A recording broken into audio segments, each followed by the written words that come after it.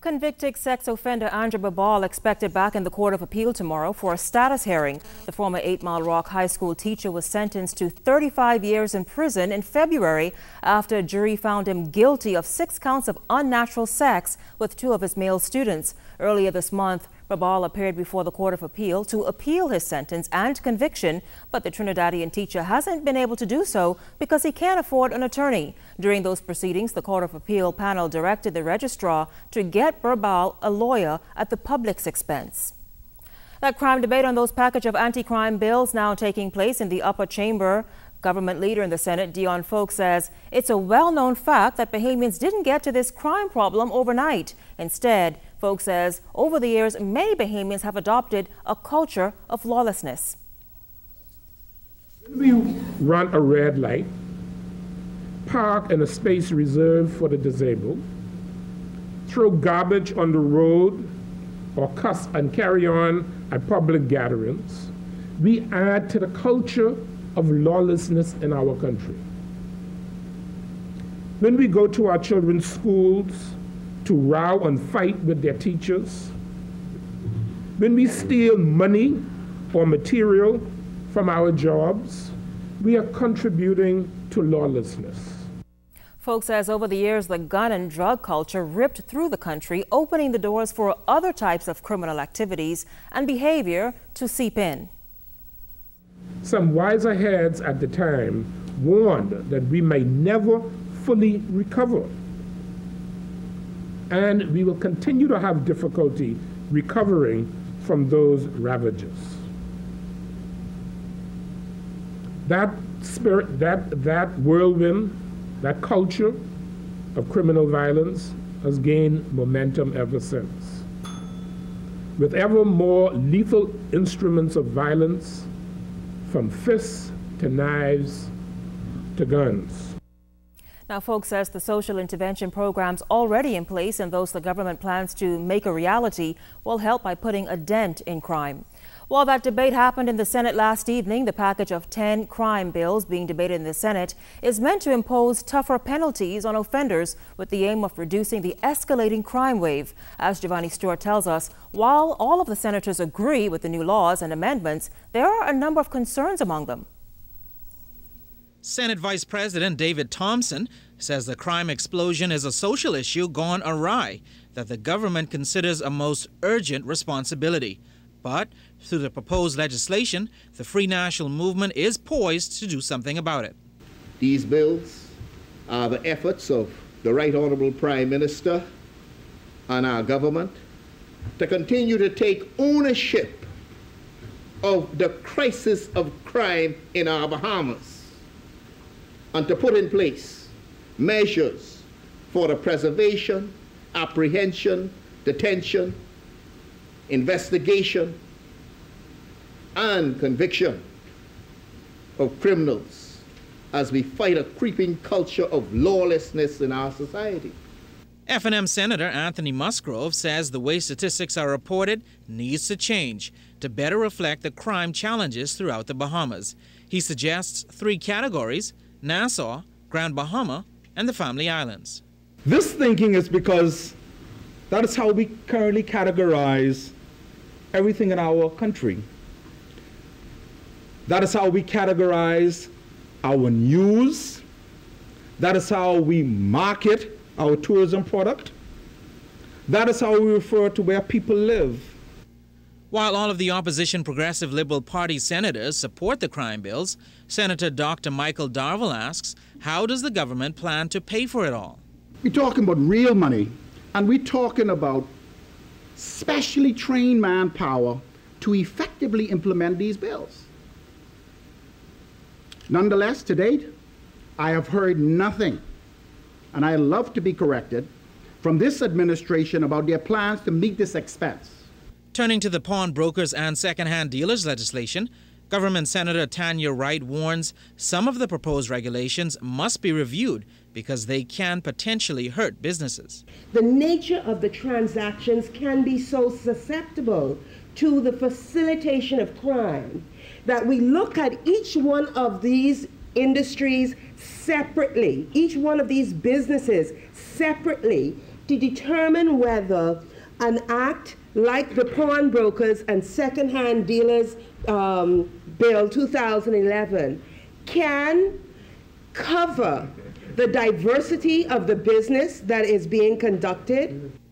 And while he commends the government on its plans to introduce 2 mobile police stations and other measures, PRP Senator Michael Halkitis says the government needs to push further. For those far-flung areas, particularly in the Southwest, for us, or for the government, and in conjunction with the police, to look at establishing some small sub-police stations. Giovanni Stewart, ZNS News. 58 long-standing officers at Her Majesty's prisons were honored during a special ceremony at Government House today. Governor General Sir Arthur Foulkes, colleagues, friends and family came together to thank the officers for their years of commitment to the organization. 33 of the officers were honored for serving on the force for 18 to 24 years. 13 of them honored for serving 25 to 29 years, and 11 of them honored for their work on the force for 30 years and over. And then there was the officer Brightman Bain, who received the Medal of Valor for single-handedly capturing an escapee. Addressing the group was National Security Minister Tommy Turnquest. Today's ceremony is therefore a fitting tribute to all that is right about Her Majesty's prison. The dedication, steadfastness of purpose, sacrifice, endurance, and selflessness as guardians of custody, agents of change, and messengers of hope that prison officers bring in the execution of their duties. Now, Prison Superintendent Elliston Ramming says all officers at Her Majesty's prisons rank among the leaders in the region in escape prevention, recidivism reduction, opportunity expansion, and community protection. May today's ceremony give you a new burst of energy and enthusiasm to carry out the important work that beckons us. My second hope is that all of you who are being honored today would join me tonight at Mario's so that I could test for myself via a game of bowling whether Count Bernardino was right when he said age ain't nothing but a number. Well, we hope to hear the reports from that, but after the ceremony, the officers who collectively served a total of 1,300 years in the prison department and their families were treated to a reception. We can expect a new United States ambassador to the Bahamas in the new year. Current Ambassador Nicole Avant will demit office, making ready to leave the country at the end of this year. In a news release today, the U.S. Embassy stated that Ambassador Avant is ready to return to private life and devote more time to her family. Altavi's Munnings has mourned the American diplomat who was a guest on last night's Sawyer Report. It was 2 years ago this week when Nicole Avant presented credentials to the Governor General to become the 13th United States ambassador to the Bahamas. During her tenure, Ambassador Avant has worked closely with the government to further strengthen bilateral relations and advance education, alternative energy, economic and small business development, women's empowerment, and raising awareness about the challenges facing people with disabilities. Then there's security. Our close proximity to the United States basically makes us a third border. I mean, Americans feel, close to the Bahamians. I think the proximity helps a lot. Mm-hmm. And Americans love to vacation here. So I think they've been coming for so long and feel that they know the Bahamian people. I'm happy to hear that they're venturing out to more outer islands to really understand different types of Bahamian culture, that there's not just one type of Bahamian. Just like there's not just one type of American. Mm-hmm. And speaking of safety and security, the U.S. ambassador isn't worried about the high levels of crime affecting the Bahamas. She acknowledged that crime is a hot-button issue worldwide and credits the strong relationship between Bahamian and U.S. law enforcement authorities for maintaining crime. I think that everybody is on the same page, or moving towards the same page, thank God, of what needs to be done and really how to get there. And I love the idea that people are realizing it's not just cutting off dead branches anymore. It's really, you have to get to the root of the problem, and people are starting to focus on families and communities and schools. It's everything, and everybody is involved. Now, remember those WikiLeaks cables published several months ago? Ambassador Avant brands it as an unfortunate situation, but in no way did it affect our bilateral relations. Every government discusses, what's going on, but not in a way where no one's spying, no one's trying to gossip, and it came out very gossipy, which I didn't like, and I didn't even read most of them because I was like, I don't even want to be a part of this. And a lot of it, sadly, there's a lot of things that end up in reports like that don't come from the actual 2 people or 10 people that were talking about it. By the time it's trickled down to the person who's writing the cable, it may come off differently. And as she plans to depart the Bahamas, Avant described her tenure as a rewarding experience and was truly honored to represent President Barack Obama and the United States of America. Altaviz Munnings, ZNS News. And finally, a special anniversary for one of New Providence's oldest villages. Carla Palmer has this look at Gambia Primary's 90th anniversary, a school central to that historic community in northwest New Providence. They may be too young to know the full history of their school, but wise enough to understand that education is the key to knowledge and a brighter future. I want to be an artist. I was thinking about being a lawyer or a doctor because I think that's best fit to me in my community. Still, these students, Maya Bodie and Deborah Williams, celebrate with countless others in song, dance, and prayer in appreciation for what they now know and have. And that's a school rich in history at Gambia Primary. It's an institution 90 years old and bordering on yet another chapter. A productive school central to a once sleepy fishing village. Today, Gambia is still a quaint village. Superintendent for the Northwestern District is Howard Newbold. Prior to 1960, we saw the population fewer than 50 students. Over the years, we have grown to present 120 students, comprising individuals grade 1 through 6. Since that time, the school has expanded, both in terms of its physical structure and curriculum. We have had additions to that particular building. We have been able to place there a preschool unit, and over the years we have done extremely well. We have seen this school with its great results in the grade level assessment test, the Iowa Math, and the Rigby Reads. This year, what is significant, they remain at least the 2 top schools in Northwestern with respect to the student performance in those examinations.